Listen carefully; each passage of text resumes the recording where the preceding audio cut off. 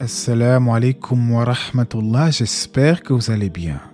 La sourate que nous allons étudier aujourd'hui est une sourate mécoise composée de 88 versets.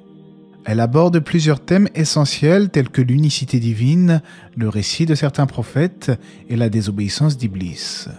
Avant de nous plonger dans ce nouvel épisode, je vous invite à vous abonner afin de ne rien manquer des prochaines publications. On se retrouve tout de suite après la petite intro.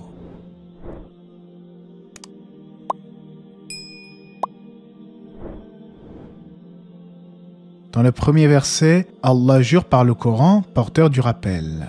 Cela car le Coran comporte un rappel pour les hommes, ainsi que ce qui leur est utile ici-bas et dans l'au-delà. Pourtant, ceux qui ont mécru au Coran sont plutôt dans l'orgueil et le schisme. Le verset 3 nous informe qu'Allah a suscité un châtiment terrible envers certains peuples qui ont rejeté leur messager.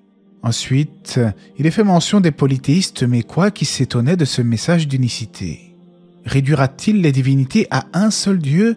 Voilà une chose vraiment étonnante. En effet, ils n'acceptèrent pas le message du prophète alayhi salam, préférant plutôt rester sur la religion de leurs ancêtres ancrée dans le polythéisme. Pour se justifier, ils prétendaient « Nous n'avons pas entendu cela dans la dernière religion, le christianisme ». En d'autres termes, si ce Coran était vraiment la vérité, les chrétiens nous en auraient informés.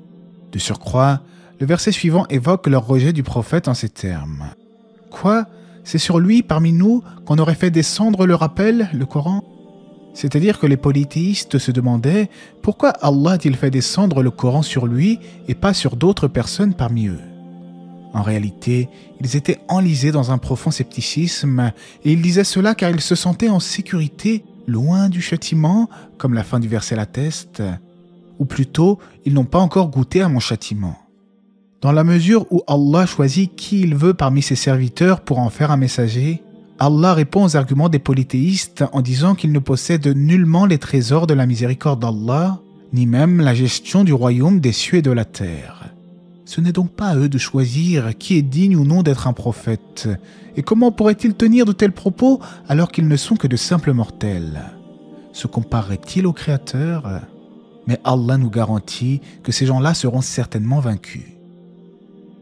Allah nous rappelle ensuite la situation des générations du passé et ce qu'elles ont subi comme châtiment pour leur mécréance. Avant eux, le peuple de Noé, les Ad et Pharaon, l'homme opale. L'homme opale signifie, selon Cheikh Saadi, les armées puissantes à la force redoutable.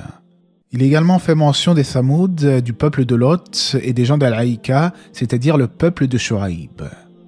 Puis Allah nous rappelle le récit du prophète Daoud alayhi salam, présenté comme un serviteur dévoué et un roi juste. Il a jugé en toute équité entre deux frères qui avaient un litige, en exhortant l'un d'eux à ne pas être injuste. Cependant, beaucoup de gens transgressent les droits de leurs associés. C'est pour cela que lorsque des musulmans s'associent pour un projet, ils se doivent alors de craindre Allah et d'être parfaitement équitables, justes et droits. Malheureusement, bien peu de gens ont de telles caractéristiques aujourd'hui, sauf ceux à qui Allah fait miséricorde. Après cette histoire de litige, Daoud pensa que son Seigneur l'avait par cela mis à l'épreuve et il implora le pardon d'Allah. Il demanda donc pardon à son Seigneur et tomba prosterné et se repentit. Puis Allah nous fait comprendre au verset 27 qu'il a créé toutes choses à dessein et non par frivolité. Nous n'avons pas créé le ciel et la terre et ce qui existe entre eux en vain. C'est ce que pensent ceux qui ont mécru. Il nous a plutôt créés pour son adoration et pour apprendre à le connaître à travers ses plus beaux noms et attributs. Allah invite l'humanité à suivre sa révélation et à méditer sur ces versets afin que ceux doués de raison en tirent des leçons, comme l'indique le verset 29. Les versets qui suivent font mention du prophète Sulayman, le fils de Daoud. C'était lui aussi un serviteur reconnaissant, doté d'une grande sagesse. À partir du verset 31, il est fait mention du récit où des magnifiques chevaux de course furent présentés à Sulayman, ce qui l'a momentanément distrait du rappel d'Allah. Il dit « Oui, je me suis complu à aimer les biens de ce monde, au point d'oublier le rappel de mon Seigneur, jusqu'à ce que le soleil se soit caché derrière son voile. » Beaucoup de pieux anciens ont rapporté que Sulayman fut distrait par ses chevaux au point d'en oublier la prière du Asr. C'est alors que le verset 33 nous laisse entendre que Sulayman aurait coupé les pattes et les coups de ses chevaux en les mettant à mort. C'est l'avis d'Hassan al-Basri et d'autres. Pour Ibn Abbas, le verset signifie plutôt qu'ils se misent à caresser leurs crinières et leurs jarrets par amour pour eux. C'est notamment l'avis d'Ibn Jarir qui estima qu'il est inconcevable que Sulayman puisse ainsi torturer des animaux. Ibn Kathir cite ces avis, mais estime que le dernier que nous avons cité est contestable. En effet, Allah lui remplaça ses bêtes par quelque chose de meilleur, le vent qui lui fut assujetti, et grâce à cela, Sulayman pouvait aisément voyager d'un endroit à un autre, comme sur un tapis par exemple. Et en effet, comme le rapportent certains exégètes, dont Hassan al-Basri, Sulayman pouvait se déplacer en tapis d'un endroit à un autre. Rappelez-vous la sourate Saba. Et à Salomon, nous avons assujetti le vent, dont le parcours du matin équivaut à 1 mois de marche, et le parcours du soir, 1 mois aussi. Du coup, il est probable que certains contes orientaux se soient inspirés du récit de Sulayman, comme celui des 1001 nuits. Dans tous les cas, Allah sait mieux si Sulayman a bel et bien mis à mort ses chevaux ou il les a plutôt caressés, comme le pensent certains savants. Allah nous dit ensuite « Et nous avions certes éprouvé Salomon en plaçant sur son siège un corps, ensuite il se repentit. » Cheikh Saadi commente ce passage en disant que le royaume de Sulayman lui a été retiré un certain temps afin qu'il soit remplacé par un démon. C'est l'avis d'Ibn Abbas et de Mujahid. Mais Allah le délivra de son épreuve et lui restitua son royaume, en lui accordant d'ailleurs encore plus que cela. En effet, Sulayman avait invoqué Allah en ces termes. Il dit « Seigneur, pardonne-moi et fais-moi don d'un royaume tel que nul après moi n'aura de pareil. C'est toi le grand dispensateur. » Dans son tafsir, Cheikh Saadi a développé un chapitre spécial où il énumère les leçons à extraire du récit de Daoud et de Sulayman. Il explique entre autres que ces récits permettent d'augmenter notre foi lorsque nous constatons la dévotion, la patience et le repentir de ces éminents prophètes.